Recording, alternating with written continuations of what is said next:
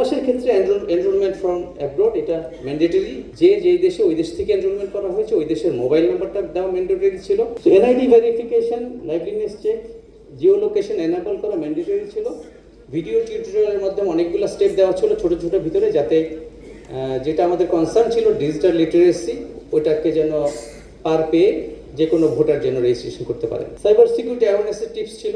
Collaboration আছে আমাদের বাংলাদেশের সার্চ টিমের সাথে, তাদের সাথে পার্টনারশিপে পুরো জার্নিটা এখনো চলছে।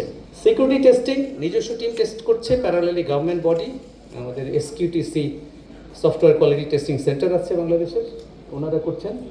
ভিএপিটি নিজস্ব, government body and international partner, সেরকম লেয়ার বাই লেয়ার করা হয়েছে সো দ্যাট প্রত্যেকটা টেস্ট রিপোর্ট নিয়ে যেন সুন্দরভাবে কাজ করা যায়। সোর্স কোড স্ক্যানিং সহ detection, response, enter solution, security operations team আমাদের নিজস্ব, insider theft protection, identity access management, privilege access management, security কি, data loss prevention, mobile device management, এই যতগুলো টুলস একটা অ্যাপের সাথে দুনিয়াব্যাপী ব্যবহার হয় সব কিছু এখানে ইমপ্লিমেন্ট করা হয়েছে অ্যান্ড এটা অনগোয়িং একটা প্রসেস। ডেটা সিকিউরিটির ক্ষেত্রে we are very কশাস। Protection of data আমরা আমাদের রেড টিমিংয়ের কথা বলছি, এটা আসলে অফেন্সিভ সিকিউরিটির অংশ হিসেবে আমরা টেস্ট করে দেখি, so far there is no leakage.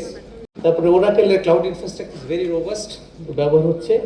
Electronic KYC অ্যারেঞ্জমেন্টটা এখানে আছে, এখানে এনআইডির সাথে server connected and API based. Mobile দিয়ে রেজিস্ট্রেশন, ওটিপি, তারপরে এনআইডি ছবি তোলা, এনআইডি সার্ভারের সাথে ভেরিফিকেশনের জন্য এইখানে একটা প্রসেস ছিল লাইভলিনেস চেক ম্যান্ডেটরি, যে না করে অন্যজন করেছেন, সো ওইটা সিস্টেমে আটকে দিয়েছে। অ্যান্ড আমরা লাস্ট একটা ম্যানুয়াল চেকও দিয়েছি যাতে ক্লিয়ার কাট দেখা যায় যে কোনোটা আনউইলিংলি বাদ পড়ছে কিনা। দিস ইজ এ চেক, এটা অ্যানোনিমিটির জন্য, সেলফি সহ। সো এই সেলফি এগুলো সব কিছু এনআইডি সার্ভারে ওনার যে ছবিটা আছে ম্যাচ করছে 70%-এর উপরে, যদি মিলে তাহলে অ্যাপ্রুভ করা হয়েছে, নাহলে করে নেই। পাসপোর্টের তথ্য অপশনাল ছিল, এমনকি ইমেইলটাও আমাদের অপশনাল ছিল, but now we are realising ইমেইলটা যদি কম্পালসারি থাকতো অনেক অ্যাডভান্টেজ হতো, বাট ইউ আন্ডারস্ট্যান্ড আমাদের রেমিটেন্স যোদ্ধা সবার ইমেল অ্যাড্রেস নাই।